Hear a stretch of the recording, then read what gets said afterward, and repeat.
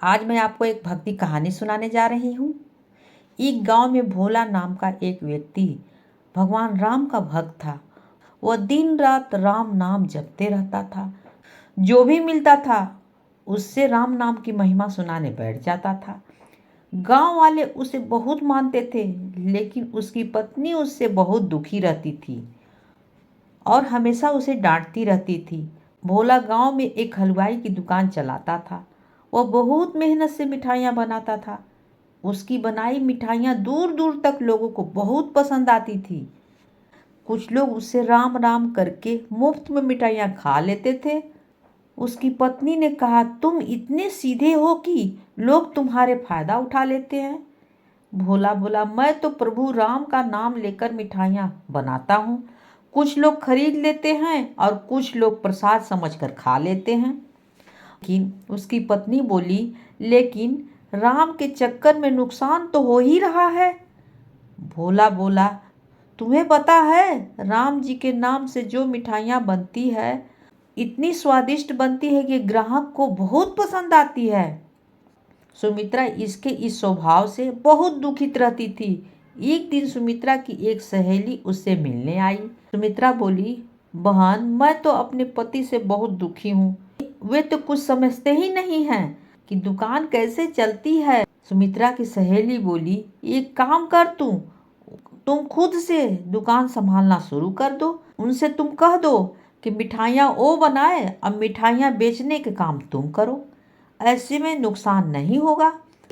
अगले दिन सुमित्रा अपने पति भोला से बोली, सुनते हो जी, आप आज से मिठाइयाँ बनाओ, मैं दुकान पर मिठाइयाँ मैं खुद बेचूंगी।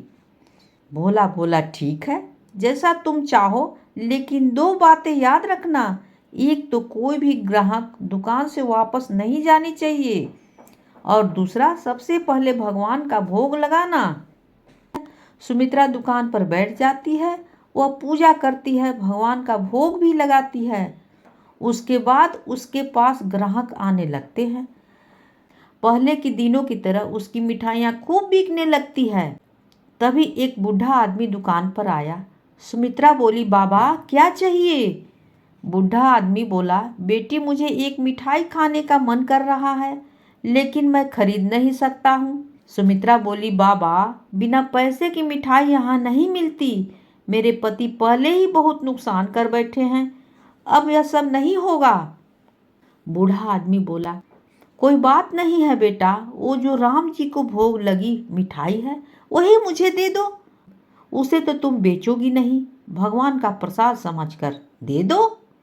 सुमित्रा बोली, नहीं बाबा, कहा ना आपको पैसे देने पड़ेंगे तभी मिठाई मिलेगी।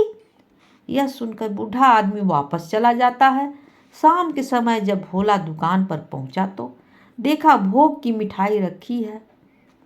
भोला कहा, क्या हुआ, आज बाबा नहीं आए? सुमित्रा बोली, कौन सा बाबा? एक बूढ़ा आदमी आया था, मैंने भगा दिया उसे। भोला बोला, यह तूने क्या किया? जब मैंने दुकान खोली है, हर दिन वे बाबा आते हैं और भोग की मिठाई खाते हैं। उनके आने से पहले मेरी दुकान बहुत कम चलती थी।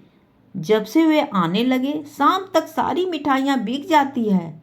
सुमित्रा बोली, तुमने तो न जाने कितने लोगों को मुफ्त में मिठाइयाँ खिला दी, अब यह सब नहीं चलेगा। अगले दिन वह बूढ़ा आदमी नहीं आया। पूरे दिन सुमित्रा दुकान पर बैठी रही, लेकिन सारी मिठाइयाँ रखी रही, कोई ग्राहक नहीं आया। इसी तरह कुछ दिन और बीत गए, सारी मिठाइयाँ फेंकनी पड़ी। अब तो घर का खर्च भी चलाना मुश्किल हो गया। मुझे लगता है आप ठीक कह रहे थे, आप जल्दी से जाकर बाबा को ढूंढ लाइए, नहीं तो हम भूखे मर जाएंगे। भोला बोला, अब कहाँ से मिलेंगे बाबा? सुमित्रा रोने लगी। अगले दिन भोला दुकान खोलता है, भगवान राम का भोग लगाता है। फिर दोनों एक डिब्बे में मिठाई लेकर मंदिर पहुंच जाते हैं। भगवान श्री राम के चरणों में मिठाई रखकर भोला कहता है, हे भगवान, हे प्रभु, आपने आना बंद क्यों कर दिया? सुमित्रा बोली, यह आप क्या कह रहे हैं? अपनी पत्नी से भोला बोला, ध्यान से देखो श्री राम की मूर्ति को, सुमित्रा मूर्ति को देखती है तो उसकी आंखों में आंसू बहने लगते हैं, क्योंकि मूर्ति के अंदर उसी बूढ़े आदमी की झलक दिखाई दे रही थी। सुमित्रा बोली, प्रभु मुझे माफ कर दीजिए, आप स्वयं भोग लगाने आए थे। मैं मूर्ख, मैं पापी आपको पहचान न सकी। मंदिर से आकर भोला ने दुकान खोली। उसकी मिठाई पहले की तरह बिकने लगी, लेकिन उस दिन से प्रभु राम नहीं आए।